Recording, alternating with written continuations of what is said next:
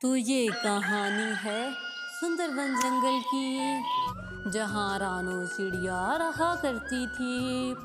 रानो चिड़िया की एक किराने की दुकान थी, लेकिन इन दिनों रानो रंग बेच रही थी क्योंकि होली के दिन आने वाले थे। अरे अरे, मुझे तो काफी देर हो गई है, अब तो रात भी होने वाली है। मुझे जल्दी से घर जाना चाहिए, वरना मेरे बच्चे डर जाएंगे। यूं ही रानो जल्दी जल्दी में घर के लिए जाती है कि रास्ते में उसे रंगोली के रंग और एक गुड़िया दिखाई देती है। अरे अरे, ये इस चौराहे पर ये अजीबोगरीब चीजें क्या पड़ी हुई हैं? यूं ही रानो उन चीजों को देखने लगती है। अरे अरे, मुझे तो काफी देर हो गई है, इन चीजों को छोड़ूं और जल्दी से घर जाऊं, मेरे बच्चे डर जाएंगे। यूं ही रानो चिड़िया जल्दी जल्दी में वहां से गुजर जाती है कि उसका पैर उस गुड़िया से टकरा जाता है।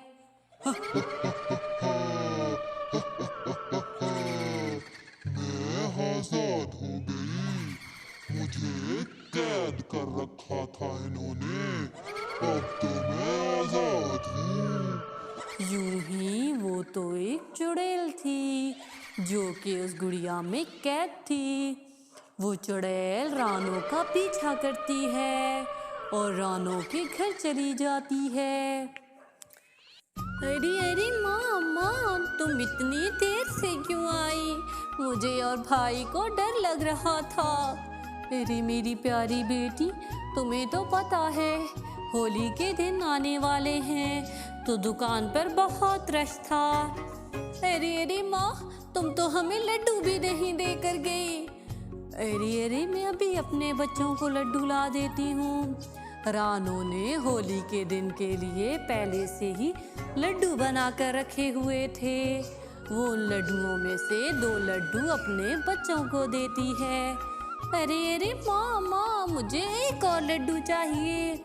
अरे नहीं मेरे प्यारे बेटे, मैं तुम्हें खाना बना देती हूँ, वो लड्डू मैंने होली के दिन के लिए बनाकर रखे हैं। यूं ही रानो अपने बच्चों को खाना देती है। दूसरी तरफ वो चुड़ैल रानो के स्टोर रूम में जाती है। अरे अरे, ये तो बहुत स्वादिष्ट लड्डू लग रहे हैं।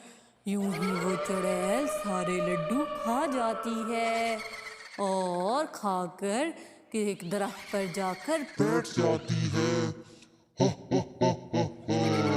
आज सुकून की नींद आएगी, आज मैंने पेट भर कर खाना खाया है, होली मनाऊंगी होली, रंगों की होली, रंगों की होली। यूं ही रानो चिड़िया अपने बच्चों के साथ उस चुड़ैल से बेखबर सो रही थी। यूं ही तो प्यारे व्यूवर्स, अगर आपको मेरी ये वीडियो पसंद आ रही है तो मेरी वीडियो के नीचे मौजूद लाल बटन को दबाकर मेरे चैनल को सब्सक्राइब कर दें, ताकि ऐसी ही वीडियोस आप तक आती रहें। सुबह हो जाती है। जब रानो स्टोर रूम में जाकर देखती है तो वहाँ पर लड्डू नहीं होते। अरे अरे, ये लड्डू कहाँ गए? मेरे बच्चे आगे तो मेरे से पूछे बगैर कोई चीज़ नहीं खाते। अरे अरे, तुम दोनों ने लड्डू खाए हैं क्या? अरे अरे नहीं माँ, हमने तो लड्डू नहीं खाए। यूं ही रानो परेशान हो जाती है कि आखिर मेरे बच्चों ने लड्डू नहीं खाए तो किसने खा लिए हैं। यूं ही वो चुड़ैल रानो के साथ साथ रहती और रात को आते ही उनका सारा खाना खा जाती। एक दिन रानो ने पापड़ बना कर रखे थे। अरे अरे माँ माँ, हमें भी पापड़ दो। अरे अरे मेरे प्यारे बेटे, अभी नहीं, अभी खाने का वक्त है।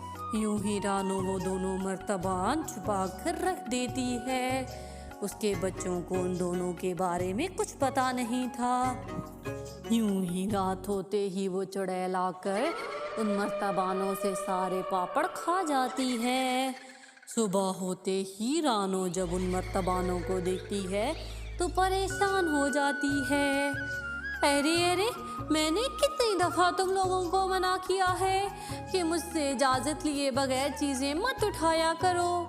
अरे अरे माँ, हमें क्या पता, हमें तो तुमने बताया भी नहीं था कि तुमने मर्तबान कहाँ रखे हैं, और छोटू तो कल सारा दिन मेरे साथ था, हमें तो पता भी नहीं है। ये सब देखकर तो अब रानो परेशान हो गई थी कि ऐसा कैसे हो रहा है। यूं ही रानो फैसला करती है कि आज रात वो इस बात का पता चलाएगी।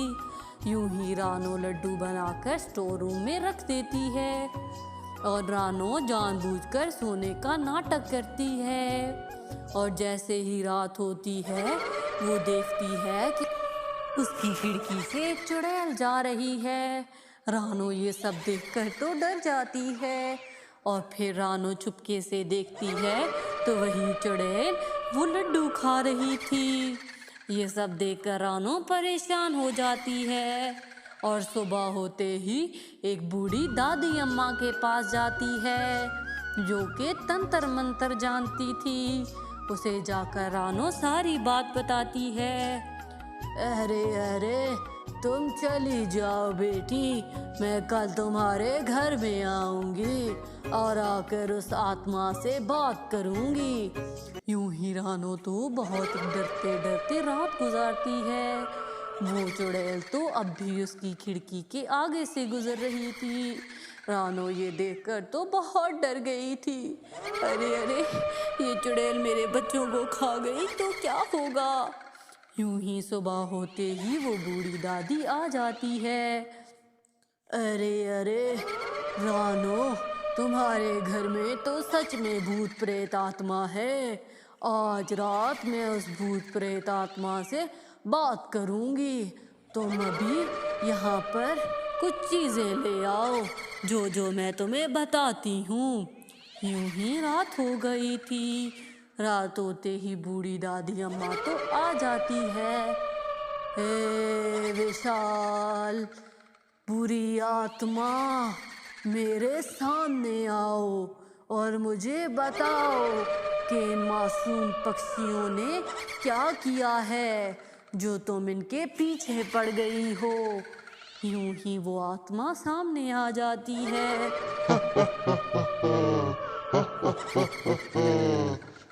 मुझे बचपन से ही होली मनाने का बहुत शौक था।